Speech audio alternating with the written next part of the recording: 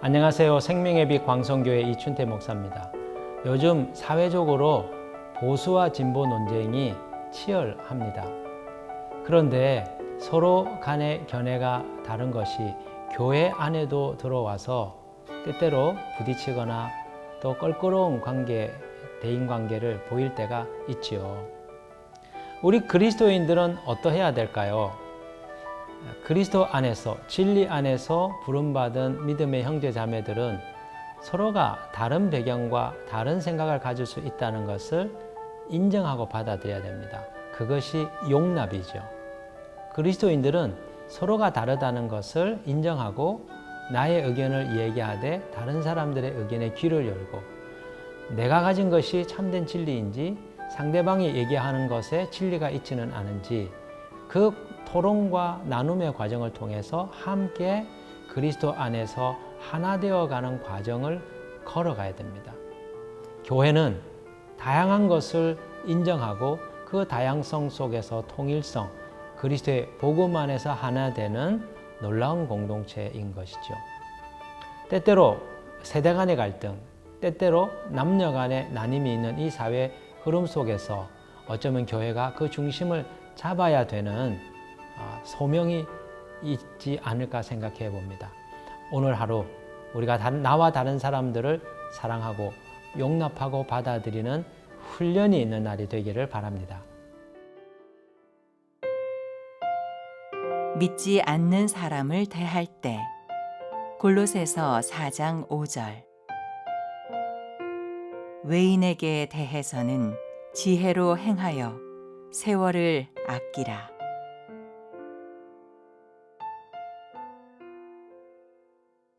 오늘 주신 말씀에 보면 사도 바울은 믿지 않는 사람들에 대하여 어떻게 대하여야 되는지 권면의 말씀을 주고 있습니다.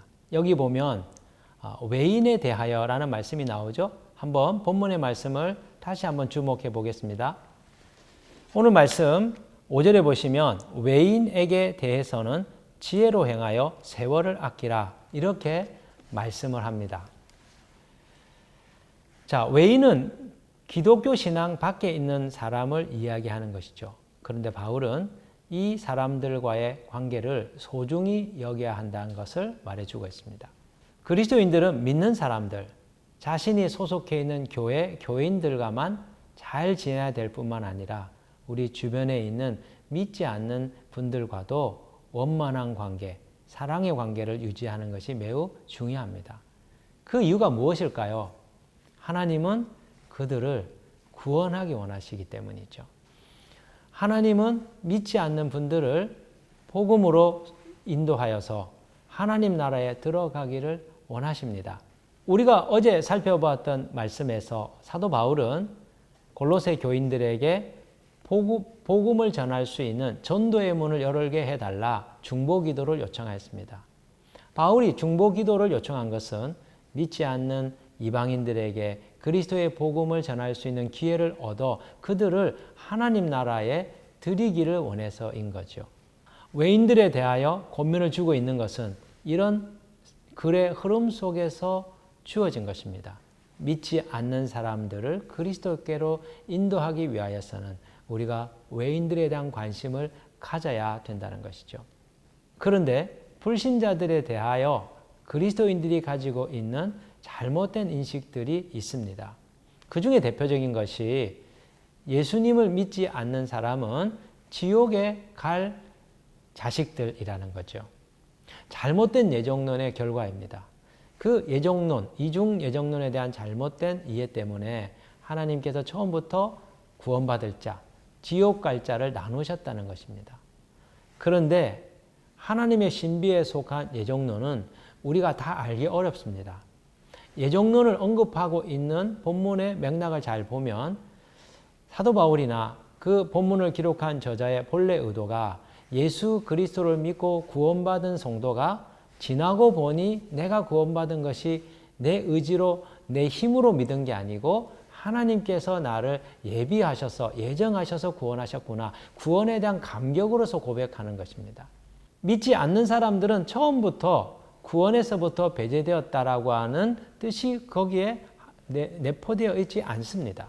이런 왜곡된 생각으로 인하여 종종 어떤 분들은 불신자들에 대하여 적대적인 마음을 가지거나 적대적인 반응을 보입니다. 또 어떤 분들은 믿지 않는 분들과 담을 쌓고 사는 경우들도 있습니다. 하나님이 이런 모습을 기뻐하실까요? 여러분, 그들은 구원받아야 할 영혼들입니다. 하나님이 아직도 포기하지 않으시고 그들을 천국으로 인도하려고 하시는 귀한 존재들이라는 것이죠. 그렇기 때문에 우리는 믿지 않는 사람들에게 관심을 가져야 됩니다. 그리고 그들에게 복음을 전하고 그들에게 다가갈 수 있도록 그들과 원만한 관계, 그들과 화평하는 관계를 유지하는 것이 매우 중요합니다. 그렇다면 우리가 믿지 않는 분들을 어떻게 대하여야 할까요? 5절을 한번 살펴보시기를 바랍니다. 5절에 외인에게 대해서는 지혜로 행하여 세월을 아끼라 이렇게 말씀을 하고 있습니다. 여기서 참 놀라운 말씀이 있는데요. 지혜로 행하여 세월을 아끼라 하는 구절입니다. 여러분 성경 아래편에 보면 세월을 아끼라고 하는 그 구절에 대한 각주가 하나 나옵니다. 거기에 뭐라고 나오죠? 2번이라고 되어 있는데 헬라어로 기회를 사라 하는 뜻으로 기록이 되어 있습니다. 이 각주에 의하면 지혜롭게 행하여 그분들의 마음을 얻을 기회를 사라는 뜻이죠. 그들의 마음을 얻어서 복음을 전할 수 있는 기회를 엿보라는 것입니다. 다른 말로 하자면 지혜 없이 행하여 그들의 마음을 얻는 일에 실패하여서 그들에게 복음을 전하는 그 기회를 놓치지 말라는 뜻이죠. 우리가 취해야 될 지혜로운 처신이 무엇입니까? 믿지 않는 분들의 마음을 얻기 위하여 우리가 해야 될 일이 무엇일까요? 오늘 사도 바울이 권면하고 있는 것은 언어 생활입니다. 말입니다. 자, 6절에 보시면 5절의 권면 이후에 6절에 이렇게 말씀을 하고 있습니다. 한번 같이 살펴보겠습니다. 6절에 너희 말을 항상 은혜 가운데서 소금으로 맛을 냄과 같이 하라. 그리하면 각 사람에게 마땅히 대답할 것을 알리라. 자, 우리의 말을 믿지 않는 사람들에게 은혜롭게 하라는 것입니다.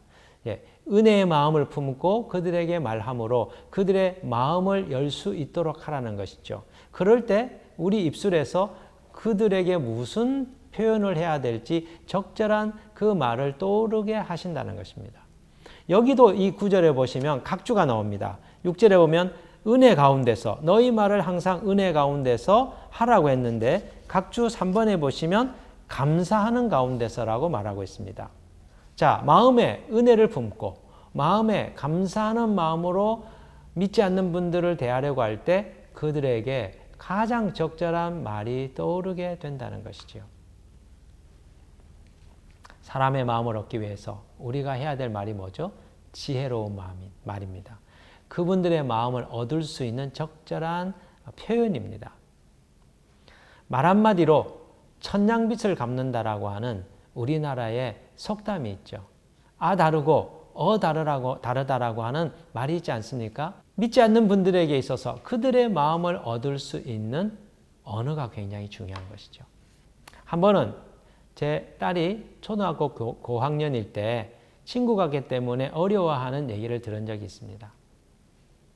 딸아이라 친한 친구도 있고 껄끄러운 친구도 있고 또 힘에 겨운 친구들이 있어서 학교 생활을 매우 곤혹스럽게 생각을 하곤 했는데요. 어느 날 오더니 어떤 친구에 대해서 마음이 힘들다는 것입니다. 그리고 그 친구와는 얘기를 하고 싶지 않다는 겁니다. 그러면서 하는 말이 그 친구는 불교 신자야. 불교 신자이기 때문에 나는 믿는 사람이니까 그 친구하고 가까이 할 수 없다는 얘기를 하는 것을 듣고 제가 충격을 받게 되었습니다. 종종 우리가 교회 학교에서 우리 아이들을 교육할 때 믿는 사람들의 삶에 대하여 또 신자들의 책임에 대하여 강조할 때가 많습니다. 예수님을 믿고 구원받으면 천국에 간다. 그런데 예수님을 믿지 않고 예수님을 영접하지 않으면 지옥에 가게 된다는 얘기들을 우리 아이들이 그 사람들을 배제하는 그런 의미로 받아들일 수 있다는 것을 깨닫게 된 것이죠. 제가 우리 딸에게 설명해 주었습니다. 그들이 비록 그 친구가 불교 신자지만 하나님 그 친구 사랑하시고 하나님 그 친구를 구원하기 원하셔. 너가 그 친구를 오래 참고 그 친구를 사랑하고 그 친구에게 예수님을 전하여 줘야만 그 친구도 천국에 갈 수 있는 기회를 얻을 수 있어. 불교 신자라 하더라도 그 친구를 사랑하고 가까이 했으면 좋겠다. 제가 제 딸을 권면하였습니다. 사랑하는 형제자매 여러분, 우리는 다양한 사람들과 어우러져서 살아가야 하는 현실 속에 있습니다. 때로는 믿는 자들과 함께 하기도 하고 때로는 믿지 않는 자들과도 함께 해야 됩니다. 어떤 분들은 신앙생활을 할 때 믿는 분이 운영하는 기독교 회사를 들어가려고 합니다. 여러분, 회사는 믿는 분이 운영하든 믿지 않는 분이 운영하든 그 방향은 같습니다. 이윤을 추구하는 데입니다. 교회가 아닙니다. 그래서 저는 잘 기도해보고 회사를 결정하라고 얘기합니다. 믿는 사람과 함께 한다고 해서 그 회사 생활이 천국이 되는 것이 아닙니다. 우리는 믿는 자든 믿지 않는 자든 어떤 누구이든 함께하는 그 커뮤니티 속에서 사랑하고 오래 참고 인내하며 그분들과 지혜롭게 그 관계를 맺을 필요가 있습니다. 그리하여야 세월을 아끼고 그분들에게 그리스도의 사랑과 복음을 전하여 줄 수 있기 때문이죠. 오늘 하루 여러분들을 만나게 되실 텐데 그가 누구이든지 지혜롭게 믿지 않는 분들, 믿는 분들 여러분들이 대하셔서 세월을 아끼는 하루가 되기를 원합니다. 한 분이라도 더 주님께 인도할 수 있는 복된 날이 되시기를 주님의 이름으로 축복합니다.